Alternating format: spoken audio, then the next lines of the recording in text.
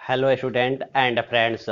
आज आप लोग को घनमूल पढ़ाया जाएगा। इससे पहले आप लोग को घन पढ़ाया गया था जिसे इंग्लिश में क्यूब बोलते हैं, और आज जो पढ़ाया जाएगा वो घनमूल पढ़ाया जाएगा जिसे इंग्लिश में क्यूब रूट बोला जाता है। अर्थात जो करड़ी के पावर रहेगा, जो करड़ी होता है या अंडर रूट होता है, उसके जो पावर में होगा वो 3 होगा। ठीक, तो चलते हैं अपने टॉपिक्स पर और इसको भी ट्रिक से पढ़ते हैं।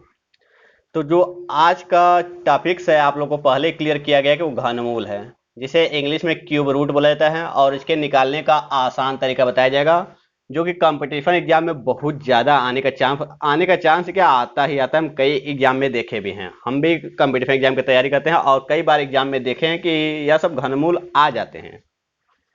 तो चलते हैं अपने टॉपिक्स पर। तो ये सब एग्जाम्पल दिए गए हैं, इन सब का घनमूल क्या होगा। और घनमूल का मतलब कि जो करड़ी दिखाई दे रहा है, करड़ी के पावर में यह 3 होना चाहिए, मतलब 3 आना चाहिए, तभी इसे घनमूल कहा जाए। यदि यह करड़ी के पावर 2 रहेगा या कुछ भी नहीं रहेगा तो उसे वर्गमूल कहते हैं। कुछ नहीं रहेगा तो 2 माना जाता है, अर्थात वह वर्गमूल हो जाता है।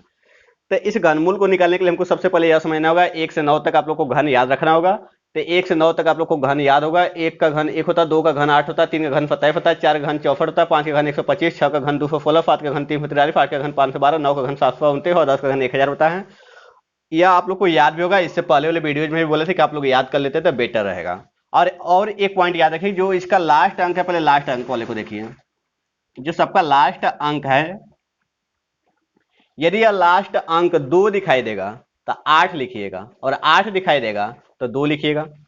ये 3 दिखाई देगा तो 7 लिखिएगा, और 7 दिखाई देगा तो 3 लिखिएगा। ठीक है, वही देखिए, 7 दिखाई देगा तो 3 लिखिएगा, मतलब 2 दिखाई देगा तो 8, और 8 दिखाई देगा तो 2 लिखिएगा, और 3 दिखाई देगा तो 7, और 7 दिखाई देगा तो 3 लिखिएगा। मतलब 3 रहेगा तो 7, 7 रहेगा तो 3, और 2 रहेगा तो 8, 8 रहेगा तो 2। यदि यहीं पर लिखना चाहते तो लिख लेते हैं। 2 रहेगा तो 8 लिखिएगा, 8 रहेगा तो 2 लिखिएगा, 3 रहेगा तो 7 लिखिएगा, 7 रहेगा तो 3 लिखिएगा। बाकी उसके बाद कुछ भी रहेगा वही उतार दीजिएगा।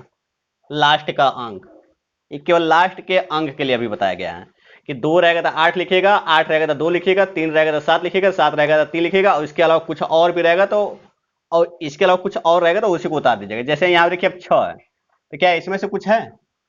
नहीं है, तो आपका 6 है तो 6 उतार दीजिएगा। ठीक, आप उसको 3 अंक छोड़िएगा।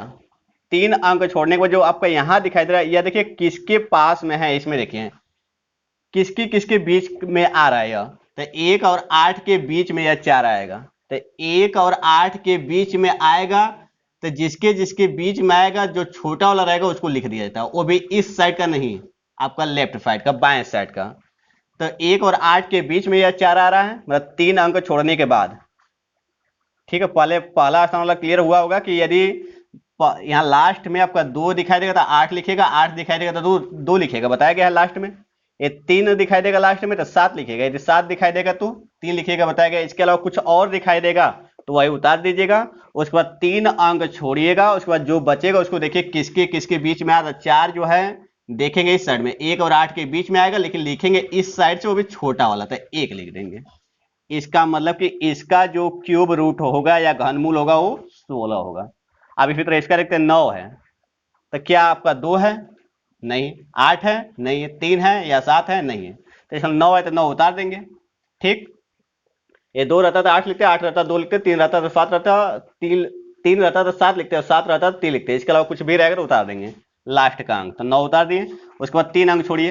अब 6 बचा। 6 देखिए किसके किसके बीच में आएगा, पुनः 1 और 8 के बीच में आएगा।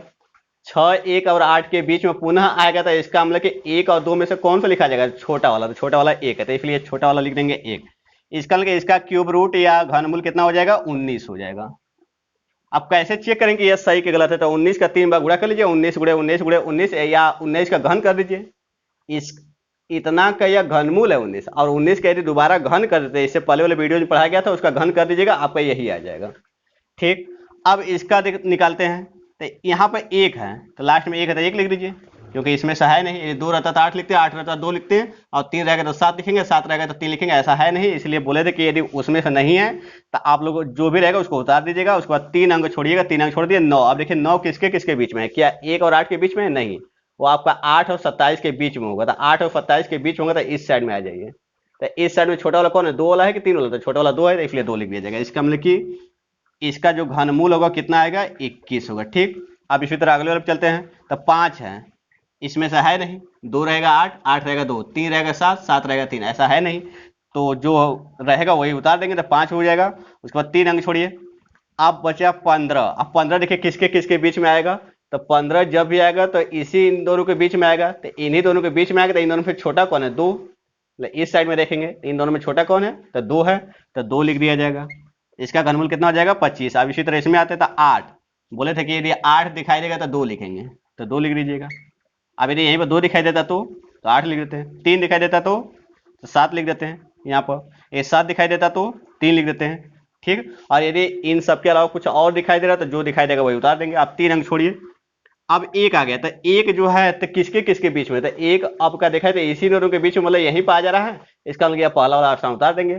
तो पहला आपका क्या है, 1 है, तो 1 उतार दिए, ठीक है। अब यदि यह सब चेक करना चाहते हैं कि सही कि गलत है, तो क्या करेंगे, 12 का 3 बार गुणा कीजिए, 12 गुणे 12 गुणे 12 3 बार कीजिएगा, यही आएगा। इसी तरह 25 का गुणा 25 गुणे 25 गुणे 25 कीजिएगा, यही आएगा। अब चलते हैं तीसरे टॉपिक 7 है, तो बोले थे ना 7 रहेगा तो क्या लिखेंगे, 3 लिखेंगे, तो 3 लिख दिए। 3 अंक छोड़िए। अब 2 देखिए, 2 किसके किसके बीच में आएगा, तो 1 और 8 के बीच में आएगा। तो 1 और 8 के बीच में आएगा, तो इसका मतलब 1 और 2 में से कौन सा लिखा जाएगा, तो छोटा वाला लिखा जाएगा, तो 1 हो जाएगा। आपका 13 हो जाएगा। 13 में 13 गुणे 13 गुणे 13 3 बार कीजिएगा, यही आ जाएगा, ठीक। अब उसके बाद 5 है, तो लास्ट में 5 है तो उतार दीजिए, क्योंकि इसमें से है नहीं। इसमें रहता 2 रहता तो 8 लिखते, 8 रहता 2 लिखते, 3 रहता 7 लिखते, 7 रहता 3 लिखते, ऐसा है नहीं, तो उतार देंगे। आप 3 अंक छोड़ेंगे। 91 देखिए, 91 किसके किसके बीच में आएगा, तो आपका 64 और 125 के बीच में आएगा। शायद इसी के बीच में आना चाहिए, 91 है ना। हाँ, तो 64 और 125 के बीच में आएगा। तो इसका मतलब 4 और 5 में से कौन सा लिखा जाएगा, तो छोटा वाला लिखा जाएगा। तो 4 और 5 में से छोटा कौन है, तो 4 है, तो इसका मतलब 45 हो जाएगा इसका आंसर। अब इसको देखते हैं, तो 5 पुनः आ गया, मतलब कि उसमें से है नहीं, इसमें से रहता तो जो रहता उसके हिसाब से उल्टा लिखते, लेकिन यदि उसमें से नहीं है तो उतार देते हैं। अब 3 अंक छोड़िए। अब देखिए 274, तो 274 किसके किसके बीच में आएगा, तो 216 और 343 के बीच में, इन दोनों के बीच में आएगा। 274 है ना, तो 274 जो है 216 और 343 के बीच में आएगा। तो इसका मतलब कि इन दोनों में छोटा कौन है, मतलब 6 और 7 में से छोटा कौन है, देखेंगे इस साइड, लेकिन लिखेंगे इसमें से, वो भी छोटा वाला। तो छोटा वाला आपका 6 है, तो इसलिए 6 लिख देंगे। तो इसका मतलब इसका जो क्यूब रूट या घनमूल है वो 65 आ गया। तो उम्मीद है कि आप लोग को अच्छी तरह से क्लियर हो गया होगा यह घनमूल।